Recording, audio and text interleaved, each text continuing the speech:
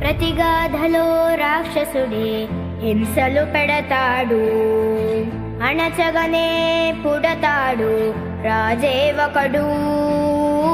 శత్రువునే కడదేర్చే పనిలో మన రాజు, హింసలనే మరిగాడు మంచిని మరిచే.